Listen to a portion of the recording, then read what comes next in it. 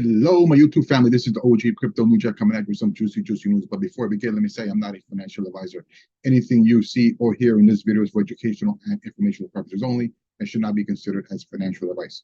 Remember to do your own research and consult with a qualified professional before making investment decisions. Okay, taking a look at the total crypto market, and it is 1.18 trillion. It is down 1.8%. Coming in at number one is Bitcoin at 28,695. Coming in at number two is Ethereum at 1,805. And I believe XRP is coming in number 5 at 58 cents. Taking a look at crypto bubbles, it looks like it's a sea of red. And one of the few gainers is the Seer coin is up 13.4%. The fear and greed index is neutral at 50. Here we have a tweet from Michael Saylor. He writes, if the spot Bitcoin ETF gets approved, the clearing price for BTC is above 150. Tom Lee, let me play the video. I always like hearing your price targets because you are so fearless. Where are you on Bitcoin by the end of next year, let's say? Well, if the spot Bitcoin gets approved, yeah, I think the demand will be greater than the daily supply of Bitcoin. And so the clearing price, this is done by Sean Farrell, who's our crypto digital strategist, is over 150,000. It could even be like 180,000. But that's only if the spot, only if the ETF gets approved. Yeah, in so the US, a spot US, because right. a spot Bitcoin ETF is approved outside the US. Okay, but if it's not approved, then are we just lingering around 29,000? There's still upside counts because of the halvening next year. So you'll have a drop in supply again. So the clearing price has to increase, but it won't be 6 figures. Okay, that's what we're looking at. Okay, moving on. This is Wachiguro, and this is what he alluded to. Breaking: Europe launches the first spot Bitcoin ETF. It says Europe has officially launched its first spot Bitcoin ETF with Jacobi Asset Management listing on the Euronext Amsterdam. Okay, moving on. Shout out to the Digital Perspective and Wachiguro as well. It says Justin X, formerly known as Twitter, receives money transmitter license for payment services in Georgia. I think we're up to 4 now altogether. So slowly but surely, Elon Musk is getting X ready. Okay, shout out to Dusty Crypto. He writes, Michael Burry just opened a 1.6 billion short on the entire market. And this is the gentleman that got the housing market crash correct, where he made like hundreds of millions of dollars during that market meltdown. Okay, moving on. Shout out to Ido Farina. XRP writes, SRB works with financial institutions seeking Sharia compliance for businesses around the world. Licensed by the Central Bank of Bahrain, has released a paper on the XRPL concluding XRP can be deemed Sharia compliant. And that's bullish news for Ripple and XRP. And on the same note, shout out to Wall Street Bulls. He writes, breaking news: Ripple's influence in the Middle East is skyrocketing.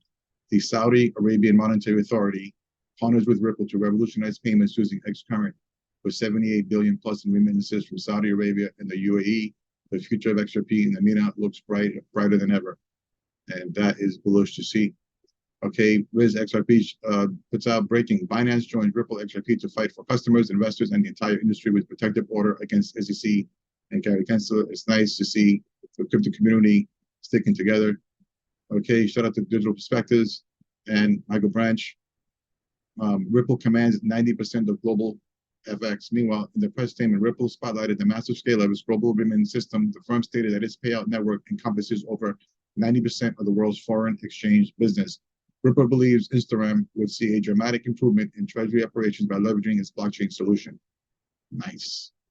Okay, the blockchain backer puts out, XRP is outperforming the altcoin market. For the first time in history, XRP shattered the 200-week moving average versus the altcoin market. Instead of being measured in dollars, here's the altcoin market measured in XRP. As discussed, a pullback for weeks, pullback, nearly there. Okay, so that is a good sign that we are probably at near the bottom for XRP, according to the charts. Okay, moving on, shout out to XRP News. It says here, XRP is now accepted as a payment method across hundreds of stores. It says this development allows BitPay users to spend XRP at hundreds of merchants worldwide, while also enabling the swapping and storage of XRP on BitPay. Very nice to see. Okay, moving on. ISO 222 has this. David, from the U.S. Federal Reserve, the Fed could delegate settlement to a third party like Ripple. Let me play the video. Fed is people say, how can you trust the Fed to do the bookkeeping? I mean, like I said, my response is, well, you don't expect the Fed to kind of steal your money. I mean, if the Fed can print all the money at once, it's not going to mess around with the bookkeeping. So we have this big spreadsheet, the blockchain if you want, but it's just managed by the Fed, and it's very cheap, much cheaper than Bitcoin, if you're willing to delegate the responsibility to a third party. But then the downsides to all of that, of course, is you'd actually suppose you didn't want the Fed to be responsible for processing their payments. I mean, suppose, the Fed will likely impose some KYC restrictions on some purchases. They might not process some purchases that you might want to undertake. And so it was at that point that I said, well, we could, if we wanted to, extend the concept one step further. I'm not saying that this is ever going to happen, but just conceptually, you could imagine, not Fed wire for all, but kind of like a Fed coin, where what the Fed would do is actually just issue these, Bitcoin-like objects. But and they would enforce a par exchange rate with the U.S. dollar that would eliminate the exchange rate volatility. But they could delegate the clearing of these payments to some third party, some sort of Ripple-like protocol, or possibly even Bitcoin. I mean, we could delegate the responsibility of processing these electronic Fedcoin payments to the miners. And the idea there would be. So you said to a Ripple-like protocol. So Ripple is on their mind over there. So we'll see how things play out. Okay, moving on. Digital perspectives again. I see IMF introduces new payment platform compatible with Ripple. It says the International Monetary Fund, IMF, to introduce new payment platform compatible with Ripple, XRP, Stellar, XLM, and CBDCs. Looking bullish. Okay, Brian Armstrong put this thing out. A major moment for crypto regulatory clarity in the US. This has been a multi-year process toward approval, and we're excited to finally be launching federally regulated crypto derivatives with margin to our US customers. But there is a clear path to register. We do. And they highlight the tweet from Coinbase where they write, the National Futures Association, a CFTC designated SRO, has approved Coinbase Financial Markets as a registered futures commission merchant. Coinbase can now offer future contracts in BTC and ETH to eligible customers in the US. And we'd like to see the progress. Okay, moving on. Shout out to CoinDesk. Hardware wallet maker Ledger has partnered with payments giant PayPal to allow users to buy crypto in its Ledger Live app through their PayPal accounts. Nice. Progress is good. Here we have ISO 222. Swift has made its final changes for the November update. It has all these implementations, and it looks like they all got them done already, and everything seems to be for November. Again, ISO 222. A senior account manager at Swift. This is Dennis Kruger, and he writes, adoption of the ISO 222 for payments is well underway across the financial industry to help ensure a smooth transition. The Payments Markets Practice Group, PMPG, has recently published guidelines advising financial institutions to use certain rich data elements for cross-border payments only as of November 2023. It's important to carefully plan your approach to adoption, taking on board all the latest guidance and developments, and we're here to help. So as you can see, November 3 is going to be the targeted date, which goes in line with this as well. It says here, JP Morgan says banks don't enable the use of enhanced ISO data prior to November 2023. So it looks like this November coming up is going to be when it starts to get implemented globally by the banks. Okay, and here we have James K. Phelan. He writes, breaking, Ripple files its opposition to the SEC's anticipated motion for leave to file an interlocutory appeal. And then soon after that, he also puts out, breaking, Brad Garlinghouse and Chris Lawson file their oppositions to the SEC's request to file an interlocutory appeal and for a stay of all proceedings pending appeal. And the first one was Ripple, the company, and this is for the two individuals. Here we have, shout out to Eleanor Tourette. She writes, Ripple files its response to the SEC's anticipated interlocutory appeal. The company, Brad Garlinghouse and Chris Lawson, opposed the appeal on the following grounds. 1, court's order does not involve a controlling question of law. Number 2, the SEC cannot show a substantial ground for difference of opinion. And 3, an immediate appeal will not advance the termination of this litigation. And here we have Stuart Alderati with his response. He writes, we oppose the SEC's request for an interlocutory appeal.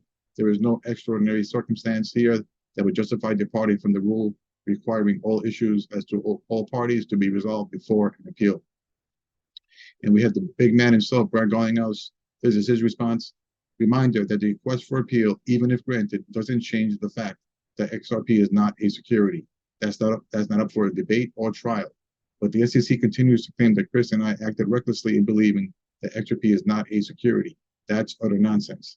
The judge's July 13 ruling said the SEC will be put to their proofs at trial regarding their claim against Chris and me. We look forward to proving the SEC wrong as a matter of fact and law. Again, 100% love that. Okay, moving on. Here we have John E. Dean's response. It says here, excellent response.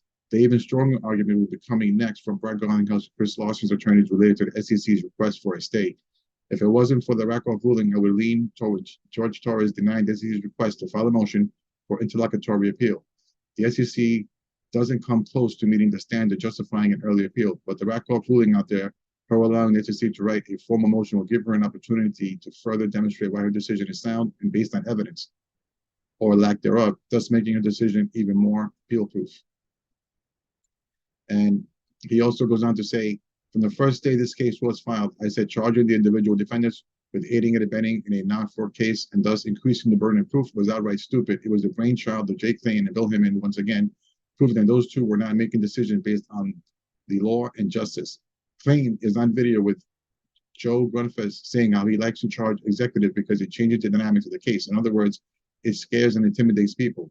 The decision to sue Brett Garlinghouse and Chris Lawson was for the wrong reasons. And that dumb decision is costing the SEC.